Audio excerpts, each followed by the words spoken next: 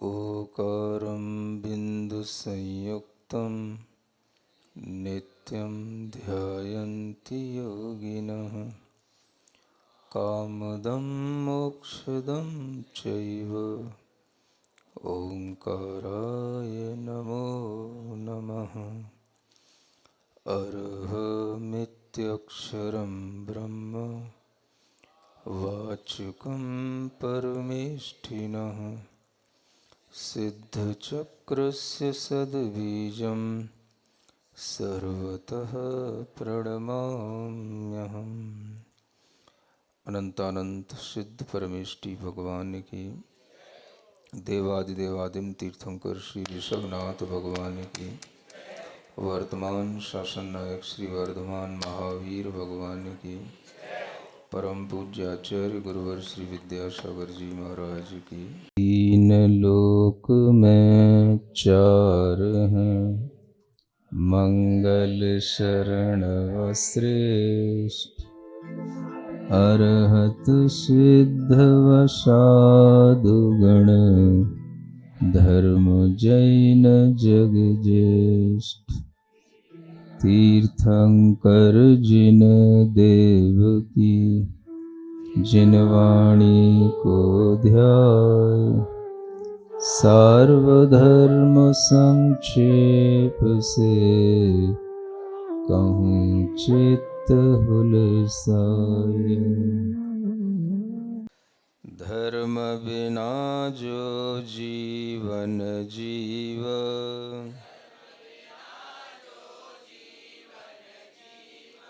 व्यर्थ नेत्र बिन वक्त्र सदीव।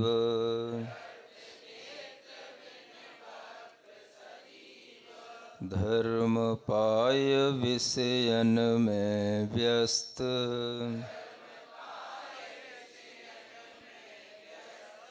चंदन दाह भस्म कर मस्त। धीरे धीरे आपके बढ़ोतरी हो रही है, धीरे धीरे सही लाइन पर है ना, ज्ञान आता जा रहा है। और जब सुख का बीज बोने की बात आती है तो धर्म की शरण में जाना पड़ता है। धर्म बिना जो जीवन जीव, व्यर्थ नेत्र बिन वक्त्र सदीव। जिन लोगों का जीवन धर्म के बिना चलता है, उनके लिए यहाँ पर एक उपमा दी गई है कि उनका जीवन कैसा है। धर्म के बिना जो जी रहे हैं, जीने के लिए तो जो आवश्यक चीजें हैं उनको प्राप्त करके व्यक्ति जी लेता है, लेकिन धर्म के बिना यदि वो जीता है तो वो कैसा सुशोभित होता है। तो वही चीज यहां पर बताई जा रही है कि नेत्र के बिना वक्त्र सुशोभित होता है। चेहरा अच्छा हो, सुंदर हो और आंखें ना हो, दृष्टि ना हो, और हम उस चेहरे को सुंदर देखने के बाद जब ये महसूस करें कि इसकी आंखें काम नहीं कर रही या ये टोटली ब्लाइंड है, तो उस समय पर आपके अंदर एक क्या भाव उत्पन्न होगा। सुंदर होते हुए भी उसको ग्रहण करने का भाव नहीं आ पाएगा। धन, सौंदर्य, संपदा होना अलग चीज है, और एक ग्रहण करने का भाव आना यह एक अलग चीज होती है। कोई भी चीज कितनी अच्छी हो, मैं कहता हूं आपने बहुत अच्छी डाइटिशियन का कोर्स किया हो, बहुत अच्छे ढंग से आप पकवान बनाना जानते हो, बहुत अच्छी भी चीज सामने लाए हो, लेकिन फिर भी उस चीज को देख करके आपके अंदर जो फर्स्ट इंस्टेंट पर एक पहला जो भाव आएगा वो ये आएगा कि ये ग्रहण करने योग्य है या नहीं है। सुन रहे हो? चाहे व्यक्ति की बात करें, चाहे वस्तु की बात करें, मार्केटिंग करने वाले लोग यही चीज देखते हैं। हम जो चीजें बना रहे हैं, जो प्रोडक्ट बन रहा है, उसकी एक्सेप्टेबिलिटी कैसे बनेगी। और ये जो चीज है, इसके लिए बहुत बड़े बड़े कोर्स कराए जाते हैं, बहुत बड़ी बड़ी ट्रेनिंग दी जाती है, और इसी के माध्यम से लोग जो है उस चीज को ग्रहण कर पाते हैं। जैसे मेरे पास कोई व्यक्ति आए, महाराज ये फलानी कंपनी के बहुत बड़े चेयरमैन हैं या सीईओ हैं, डायरेक्टर हैं, एनीथिंग, कुछ भी। अब वो आकर के मुझे बताए, समझ आ रहा है, किसी बहुत बड़ी लेवल का कोई व्यक्ति है, किसी बहुत बड़ी कंपनी का मालिक भी है, सैकड़ों शहरों में सैकड़ों तरह की कोई संस्थाएं भी चलती हैं, सब कुछ है ना।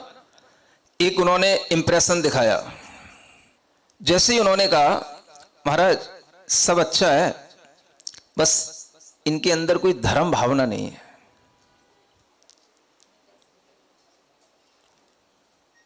इनका धर्म में कोई इंटरेस्ट नहीं है, ये बहुत इधर उधर खूब व्यय करते हैं और इधर उधर खूब अपना नाम कमाते हैं, शोहरत कमाते हैं, लेकिन इनका धर्म का कोई इंटरेस्ट नहीं है। अब सोचो आप, ये कैसी चीज हुई, जैसे हमने किसी की रूप सौंदर्य का वर्णन किया पहले, तो उस आदमी की कीमत एक साधु के सामने जो बनती है वो किससे बनेगी। तो वो साधु अपनी दृष्टि में किसी को लाएगा, उसके अंदर उसके प्रति कोई भाव आएगा ग्रहणता का, तो वो कब आएगा। वो कितनी ही बड़ी कंपनी का मालिक हो, कितने ही करोड़ों का टर्नओवर करने वाला हो, लेकिन जैसे ये पता पड़ता है धर्म में कोई इंटरेस्ट नहीं है, तो साधु को उससे कुछ भी बात करने की या उससे ग्रहण करने की उसके अंदर कोई इच्छा, अगर साधु होगा तो हमें तो नहीं लगता उसके अंदर कोई इच्छा पैदा होगी।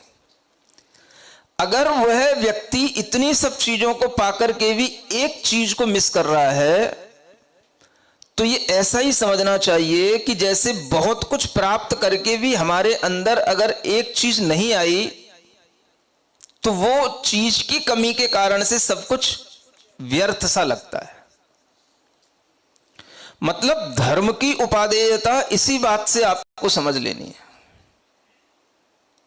जो आज बच्चे कहते हैं धर्म करने से क्या होता है, धर्म क्या ढकोसला है, धर्म तो एक परंपरा है, धर्म में क्या रखा है। वो बच्चे सब कुछ पाएंगे, पालेंगे, लेकिन उनके अंदर एक कमी उनको जीवन में हमेशा महसूस होगी। मेरे पास सब कुछ है, फिर भी मुझे कोई एक्सेप्ट नहीं करता। लाइक करना अलग बात है और एक्सेप्ट करना अलग बात है। बच्चे लाइकनेस के पीछे पड़े रहते हैं। हमारे वीडियो कितने लोग लाइक कर रहे हैं। बेटा, तुम्हारे वीडियो अगर लाखों लोग भी लाइक कर लेंगे तो उससे तुम्हारा जीवन नहीं चलने का। तुम्हें जब जरूरत पड़ेगी, जब काम की बात आएगी, तो उन लाखों में एक भी नहीं होगा जो तुम्हें एक्सेप्ट करेगा, जो तुम्हारे काम में आएगा। ये एक बच्चे सोचें इस बारे में। आप बहुत सुंदर हैं, फिट हैं, आपके पढ़ाई में नंबर बहुत अच्छे हैं, 99% आते हैं, सब कुछ है, लेकिन आपको पसंद भी लोग करते हैं, लेकिन आपको कोई ग्रहण नहीं करता। सुन रहे हो ना? ये आपको थोड़ा सा बड़ा होने के बाद फील होएगा। बच्चों के लिए तो सब ग्रहण कर लेते जब तक बच्चा रहता है। कर्म फल भी अपने अपने समय पर फलते हैं, अलग अलग एज में। तो जब वह बच्चा थोड़ा सा बड़ा होता है, वह सब कुछ पा लेता है जो उसके आसपास होता है, लेकिन फिर भी उसे लगता है लोग मुझे लाइक तो करते हैं लेकिन एक्सेप्ट नहीं करते। ये किसी भी रूप में हो सकता है। आगे चल करके अनेक तरह की शादी विवाह की दिक्कतें आती हैं, उस समय पर भी हो सकता है। आप किसी कंपनी में काम करते हो, किसी के साथ बैठ करके आपको कोई भी अपना शेयरिंग का काम करना है, उस समय पर भी हो सकता है। ये किसी भी समय पर हो सकता है। आदमी को आपसे बात करने के बाद में एक एक्सेप्ट करने का भाव आएगा तो वह भाव उतना ही दुर्लभ है जितना यहां कहा जा रहा है। आपको देश, कुल, इंद्री, वैभव, निरोग सब मिल गया। सुन रहे हो? देश, कुल, इंद्री, वैभव, निरोग, ये सब उत्कृष्टताएं आपको मिल गई और एक चीज मिस रह गई। क्या? धर्म बिना जो जीवन जीव। माने आपने पहले धर्म नहीं किया, उसका फल यह है कि आज आपके पास सब कुछ है, लेकिन धर्म का फल क्या करता है? उसकी ग्रहणता को सबके लिए, स्वीकारता को सबके लिए प्रदान करता है। यह धर्म के फल से होगा। आप देखोगे कि घर में आप सबसे ज्यादा इंटेलिजेंट व्यक्ति हो सकते हो, घर में आप सबसे ज्यादा कमाने वाले हो सकते हो, घर में आप सबसे ज्यादा एक्टिव हो सकते हो, लेकिन फिर भी घर के लोग आपको ग्रहण ना करें, ऐसा भी हो सकता है। आप समझना, ऐसे केस बहुत होते हैं। ये मैं आपको साइकोलॉजी बता रहा हूं। हाँ, ये अगर साइंस है तो इस साइंस के पीछे कर्मा साइंस ये काम करती है। आपके अंदर अगर आदे नाम कर्म का उदय नहीं होगा, आपके अंदर ग्रहण करने वाले कर्म का उदय नहीं होगा, तो आपके पास सब कुछ होगा लेकिन आपकी कोई बात स्वीकार नहीं करेगा। आपके पास रहकर के भी कोई आपका नहीं होगा। ये क्यों मिस होता है? ये चीज कहां रह जाती है? तो ये इसीलिए रह जाती है। आपने अपने जीवन में सब कुछ कमाया, लेकिन एक चीज नहीं कमाई, जिसका नाम है, वो कमाया नहीं जाएगा। आदे नाम कर्म वो आएगा तो धर्म के फल से आएगा। वो आदे नाम कर्म धर्म के फल से आपके अंदर आएगा। अगर आपके पास सब कुछ होने के बाद भी धर्म नहीं है, तो आपके अंदर इसी तरह की कमी आपको महसूस होगी, जैसे सारा सौंदर्य होने पर भी, आंखें होने पर भी दृष्टि नहीं है। दृष्टि कौन देगा? दृष्टि तो धर्म ही देता है। क्या सुना? दृष्टि कहां से आती है? दृष्टि की बड़ी इंपॉर्टेंस है। वो ऐसे ही है जैसे सब कुछ सभा भरी पड़ी हो, बोलने वाला भी हो, सुनने वाला भी हो, माइक भी लगा हुआ हो, क्या ना हो, करंट ना हो, बाकी सब कुछ हो। तो उसी करंट की तरह ये दृष्टि भी ऐसे ही काम करती है। आंखें हैं, मुंह है, पैर हैं, सब कुछ है, ज्ञान है, लेकिन भीतर से लाइट नहीं आ रही। यह दृष्टि का नाम ही धर्म है। क्या कह रहा हूं? हाँ, दृष्टि प्राप्त कर लेने का नाम ही धर्म है। लोग ये भी समझना चाहते हैं भाई धर्म क्या वस्तु है, तो धर्म का मतलब ही यह दृष्टि प्राप्त कर लेना। तो दृष्टि एक बाहरी होती है और एक भीतरी होती है।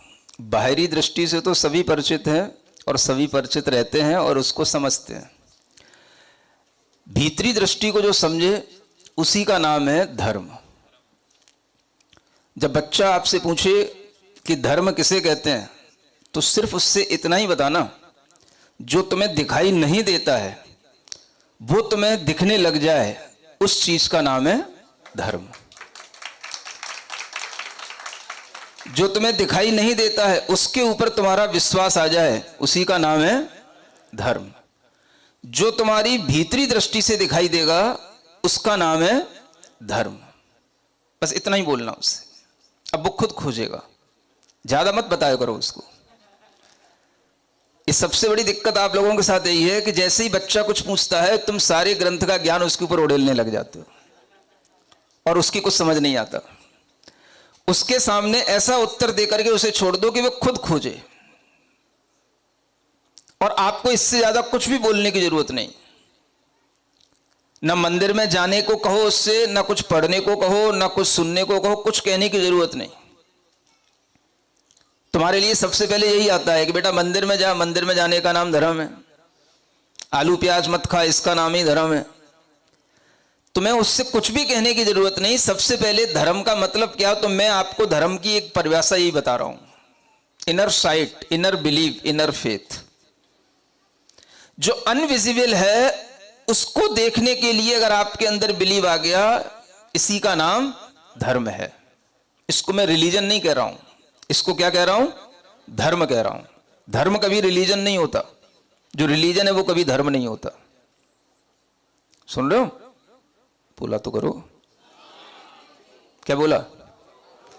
रिलीजन कभी धर्म नहीं होता और धर्म कभी रिलीजन नहीं होता। धर्म वह है जो हमारी अंतर्दृष्टि खोल दे। धर्म वह है जो हमें जिस चीज को दिखाई नहीं दे रहा है हमारी आंखों से उसको दिखा दे।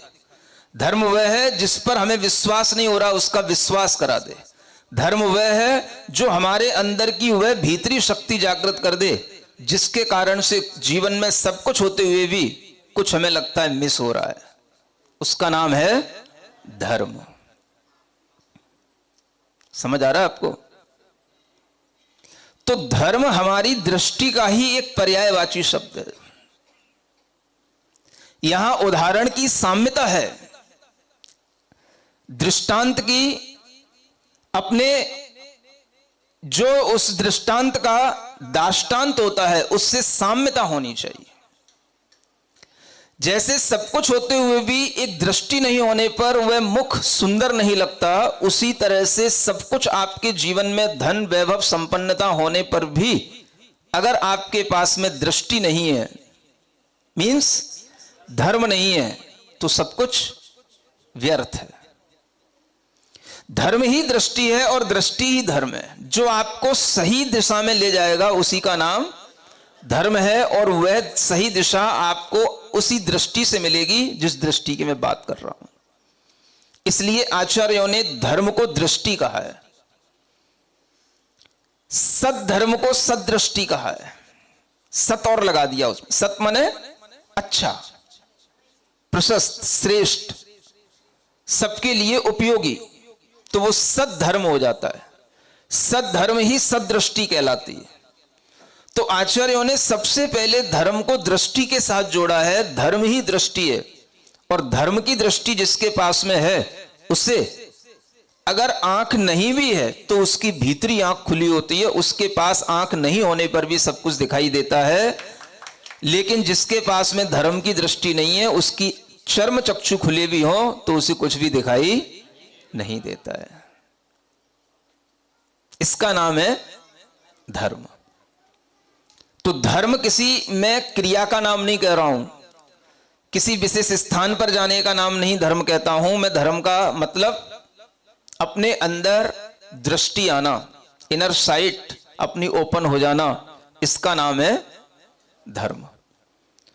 तो धर्म के बिना अगर वह जीवन जिया जा रहा है तो आपके लिए कभी भी उस जीवन की सार्थकता नहीं। सब कुछ होते हुए भी वो आपको व्यर्थ सा लगेगा, और आपको नहीं लगेगा तो दूसरों को लगेगा। सब कुछ होते हुए भी आपके लिए क्या मिस हो रहा है? भाई मेरे पास सब कुछ है लेकिन लोग, अब आप एक्सेप्ट किसी को जबरदस्ती नहीं करा सकते। सुन रहे हो? हाँ, वो आपसे ये तो कह लेगा आई लाइक यू, ज्यादा होगा तो ये भी बोल देगा आई लव यू, लेकिन आई एक्सेप्ट यू ये आप जबरदस्ती नहीं कहलवा सकते। इससे आप समझ सकते हो कि ये जो चीज है इसी सूक्ष्मता का नाम है धर्म। इस चीज की पूर्ति कौन करेगा? तो धर्म करेगा। धर्म के माध्यम से ही आपको यह ग्रहण करने का भाव आएगा। अगर आपने धर्म ग्रहण नहीं किया है तो आपको भी कोई ग्रहण नहीं करेगा।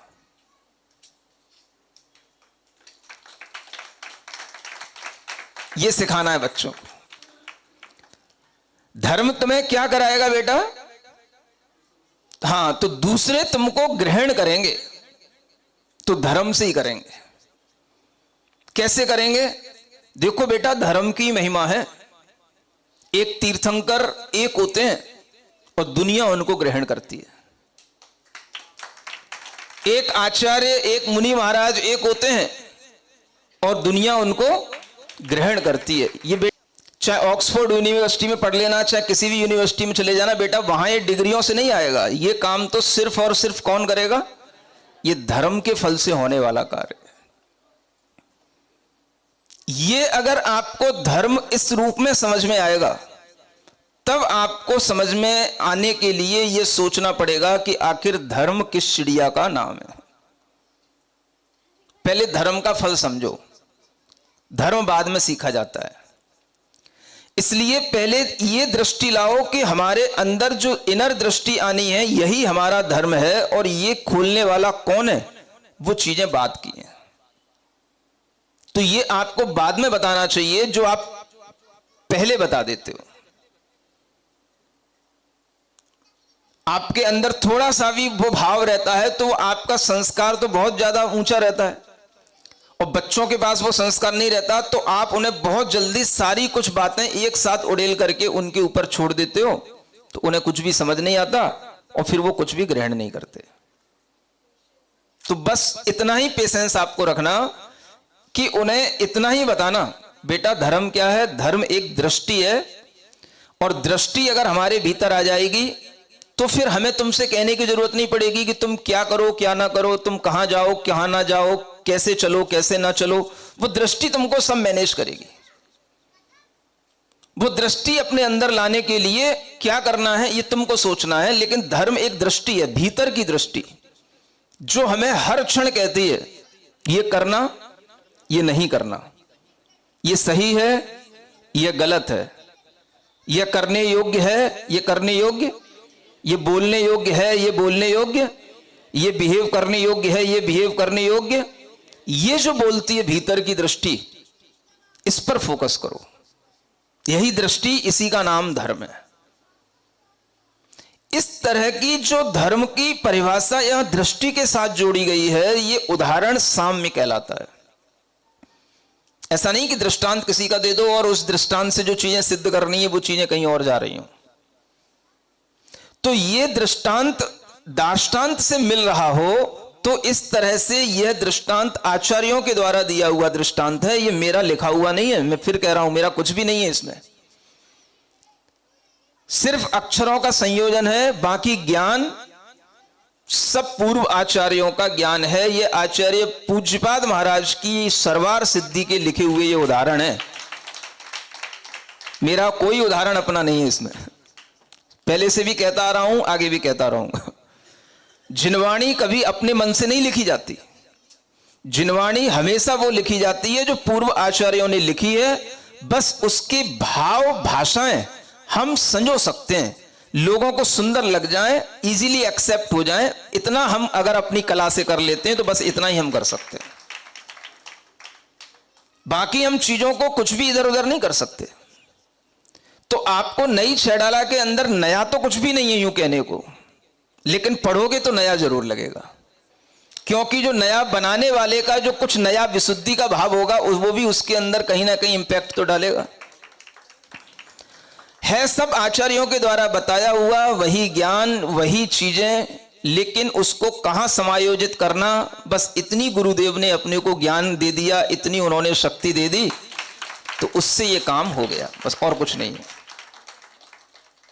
तो चीजें सब आपको शास्त्रों में मिलेंगी। ये उदाहरण ज्यों के त्यों आपको शास्त्र में मिलेंगे। सर्वार सिद्धि नाम बता दिया मैंने, समझ आ रहा है? तो आचार्य पूज्यपाद की ये दृष्टि देखो कि उन्होंने क्या उदाहरण दिया। उससे पहले और किन्हीं आचार्यों के माध्यम से उदाहरण सुनने में नहीं आता, ये उन्होंने दिया। मुझे अच्छा लगा, तो जो भी जहां से अच्छा लगा, जो भी लोगों के लिए ग्रहण योग्य हो सकता है, वो इसमें कम शब्दों में कम छंदों में लिखने का रखने का प्रयास किया गया। तो यह वो दृष्टि है जिसमें आचार्य पूज्यपाद महाराज कहते हैं कि सब कुछ है, सुंदर है, मुख चंद्रमा के समान है ना, कमल के समान खिला हुआ है, सब कुछ है, आंखें भी हैं हिरणी के समान सब कुछ है, लेकिन इनर साइट नहीं है, भीतर से देखने की शक्ति नहीं है, क्षमता नहीं है। तो वही चीज आपके लिए जो मिस हो गई सब कुछ पाने के बाद भी अगर आपने धर्म नहीं किया तो आपके लिए ये चीज इसी तरह से मिस हुई दिखाई देगी। इसका नाम है धर्म। तो सबसे पहले अगर आपको बच्चे को धर्म सिखाना पड़े, एग्जाम्पल देना पड़े, तो बच्चे से यही एग्जाम्पल देना। अब आप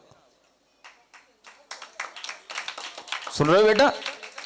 हाँ, सब कुछ अच्छा होते हुए भी बेटा अगर देख नहीं पाओ तो जो चीज आपके लिए छटपटाहट रह जाती है, वो कमी रह जाती है, वो कमी धर्म के कारण से रह जाती है। इसलिए यह धर्म करने वाला व्यक्ति हर चीज को प्राप्त करता है, और धर्म करने वाला व्यक्ति ही हर तरह से इस संसार में ग्रहण योग्य होता है, आदेय होता है, उसकी लोग बात सुनते हैं, मानते हैं। ये धर्म का ही फल होता है। ये किसी कोर्सेज से नहीं आता, ज्ञान से नहीं आता। ज्ञान सबके पास है, यूनिवर्सिटियों में लाखों बच्चे पढ़ते हैं। सुनने की कला एकाध कई पास होती है, सुनाने की कला भी एकाध कई पास होती है। तो यह चीज जो अपने अंदर है बेटा, ये चीज किससे आती है? ये धर्म से आती है। धर्म तुम्हें पूर्णता की ओर ले जाता है। क्या कहा? सिंपल सी परिभाषा है। मैं घिसी पिटी बातें तो पसंद कभी ना करता हूं ना करूंगा। धर्म क्या कहते हैं? धर्म वह है बेटा जो हमें पूर्णता की ओर ले जाता है। धर्म हमें पूर्णता का एहसास कराता है। इसलिए धर्म हमें करना चाहिए, धर्म समझना चाहिए, ताकि हम हमेशा अपने आप को अपूर्ण, अधूरे, इनकम्प्लीट महसूस ना करें। हमारे अंदर ये फीलिंग आए, आई एम ऑल्सो कंप्लीट। ये कंप्लीटनेस की फीलिंग आपको बेटा धर्म से आएगी। ये धर्म का काम है, यही अरहम का काम है। जो धर्म का काम है वही अरहम का काम है। जो धर्म देता है वही अरहम देता है। अरहम और धर्म एक हैं, अलग अलग नहीं है। वह धर्म से जिस तरह से दृष्टि आती है, वैसे ही दृष्टि अरहम से आती है। यह भी बहुत सोच समझ के अरहम बीजाक्षर चूज किया गया है। समझ आ रहा है? वह दृष्टि जो आपके लिए कम से कम एक क्षण के लिए यह एहसास करा दे, मेरी आत्मा सिद्धों की तरह शुद्ध है, मैं भी अरहम हूं, मैं भी शुद्ध आत्मा हूं, मैं ये अशुद्ध शरीर मात्र नहीं हूं। यह दृष्टि लाने का नाम ही धर्म है, इसी का नाम अरहम है। यही आता है अरहम से। यह है अरहम का प्रयोजन। इसलिए अरहम को धर्म से अलग मत मानना। जो वास्तव में भीतरी धर्म है वो अरहम है। अब बाहरी धर्म आप अपने मंदिरों में करते रहो, लेकिन भीतरी धर्म जो होगा वो मंदिरों से बाहर भी हो सकता है, और मंदिरों से बाहर ही होना चाहिए। भीतरी धर्म ही अरहम है। वह अरहम अगर आपके लिए आएगा और आपके माध्यम से किसी दूसरे के पास जाएगा, तो यह आपके द्वारा धर्म का सबसे बड़ा विस्तार और धर्म की सबसे बड़ी प्रभावना कहलाएगी। आप अपने मंदिर में लाख धाराएं कर लो, लाख वेदियां बना लो, लेकिन जब तक आप किसी चेतना के अंदर धर्म नहीं डालोगे, आपको वह पुण्य कभी नहीं मिलेगा जो धर्म प्रभावना के माध्यम से मिलता है। वह धर्म देशना के माध्यम से मिलता है, और दूसरे व्यक्ति के उद्धार करने का नाम जो धर्म है, उसी का नाम अरहम है। आप सोचो, आचार्यों ने कहा चेतना का उद्धार करो। केवल पत्थरों का उद्धार मत करो, पत्थर बनाने वालों का उद्धार मत करो, चेतना का भी उद्धार करो। आज सबकी दृष्टि कहां रह गई है? बस मंदिर बनाओ, मंदिर बनाओ। मंदिर बनाने के लिए हम करोड़ों करोड़ खर्च करने के लिए तैयार होते हैं, लेकिन किसी चेतना का उद्धार करने के लिए हमारे पास कोई दृष्टि नहीं है। पैसा तो हो सकता है, दृष्टि नहीं है। पूर्व आचार्यों की यह हमेशा पहले दृष्टि रही कि चेतना का उद्धार करो, और उस चेतना का उद्धार करने के लिए तुम्हें कितनी भी संपदा लगानी पड़े लगा देना, लेकिन वो चेतना के अंदर धर्म आना चाहिए। किसी भी बहाने, किसी भी कारणवश अगर कोई चेतना नमोकार मंत्र बोल लेती है तो दुनिया में अनेक मंदिर बनाने से ज्यादा पुण्य उस चेतना के अंदर आ जाएगा जिसने एक बार नमोकार मंत्र के माध्यम से अपनी कर्मों की निर्जरा कर ली। आज वह नमोकार मंत्र आप दुनिया से नहीं बुलवा पाते तो उसका सॉल्ट रूप क्या है? अरहम। 24 तीर्थंकर भगवान, आ माने आदिनाथ और मां माने महावीर। आदिनाथ से महावीर तक 24 तीर्थंकर भगवान जिसके अंदर है उसका नाम है अरहम। व्यक्ति अगर उन सिद्ध भगवान का यह बीजाक्षर मंत्र अपने मुंह से बोल लेता है और उसकी अंदर अगर ये गुनगुनाहट आने लग जाती है, मैं कहता हूं एक मंदिर बनाने से ज्यादा पुण्य उस व्यक्ति को लगेगा जिसने उसके अंदर ये अरहम का नाद पैदा कर दिया या वह ओम अरहम नमः गाने लग गया। क्योंकि आपने चेतना को बदल दिया साक्षात। इधर आप मंदिर बनाने के बाद भी उन व्यक्तियों के लिए रेस्ट्रिक्शन लगाओगे, उन्हें मंदिर में नहीं आना तो अनेक तरह की नियमावली बनाओगे। और उधर जब आप अरहम के माध्यम से लोगों के अंदर ओम अरहम नमः का गुणगान कराओगे, उनके अंदर नाद कराओगे, और वह लोग जब अरहम बोलेंगे तो उनके जीवन में वह शुद्ध आत्म तत्व प्रकट होगा जो उन्हें सिद्धत्व की ओर ले जाने वाला होगा। इसका नाम है अरहम। ये सिद्धत्व का बीजाक्षर है। एक बार उनके अंदर संस्कार तो आ जाए, ये दृष्टि जब आएगी तब तुम्हें समझ में आएगा धर्म क्या होता है। अभी तो केवल मंदिर में ही बस उदक चंदन करने का नाम धर्म समझ में आता है, दूसरों के लिए कुछ करने का नाम धर्म तो कभी समझा ही नहीं। अपने मंदिरों के प्रोग्राम करने के लिए, अपने मंदिरों में सब कुछ करने के लिए, छत्र चमर लगाने के लिए सब तैयार रहते हैं, लेकिन इस धर्म को दूसरी चेतना में पहुंचाएं, ये दृष्टि तो भी है ही कहां है। ये तो दृष्टि तब खुलेगी जब कोई दृष्टि खोलने वाला कोई आपकी आंखों में अंजन लगाए, और आप नहीं भी आंखें खोलो तो भी जबरदस्ती आपकी आंखें खोल के आपकी आंखों में रगड़े कि नहीं तुझे खोलनी पड़ेगी दृष्टि, तब खुलती है दृष्टि।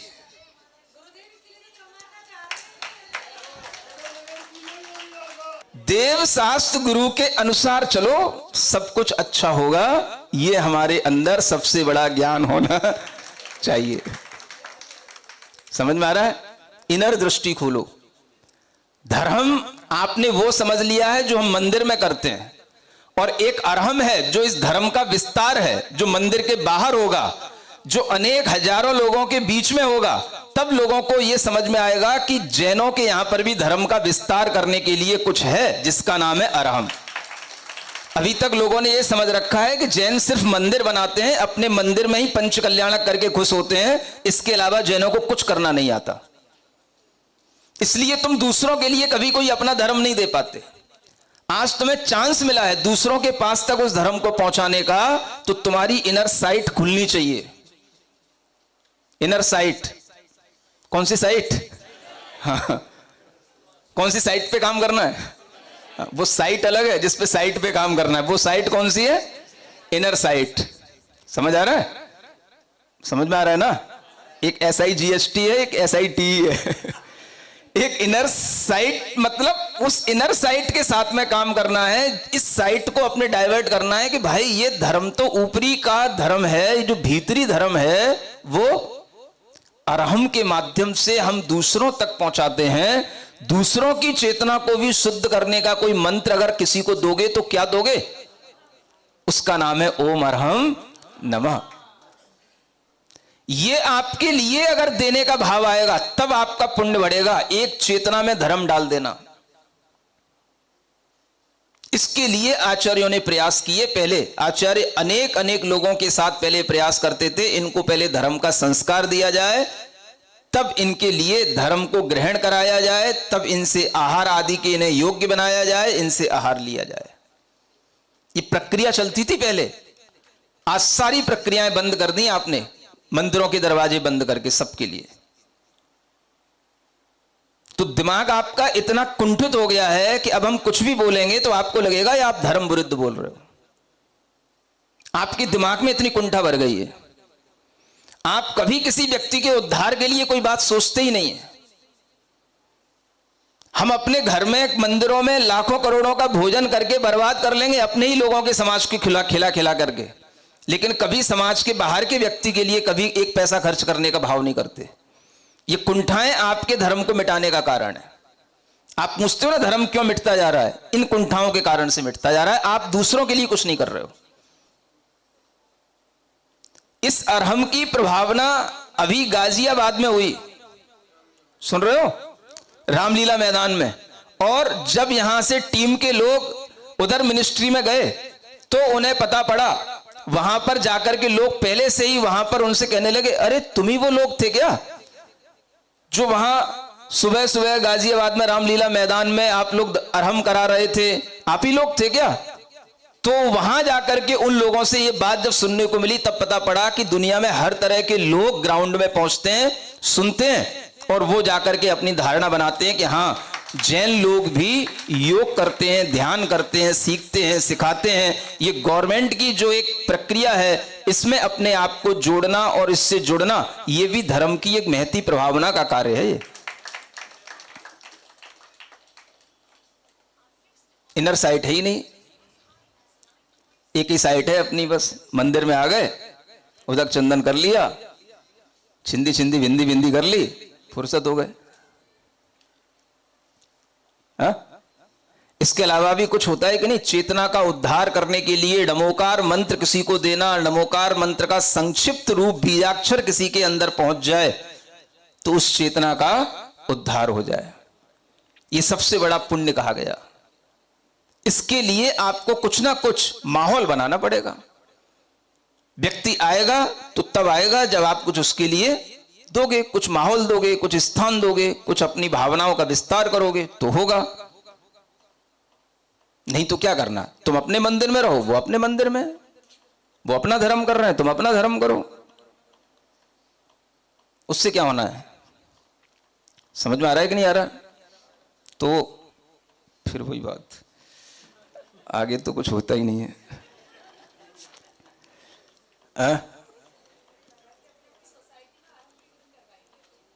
ठीक है, टाइम तो बहुत हो रहा है,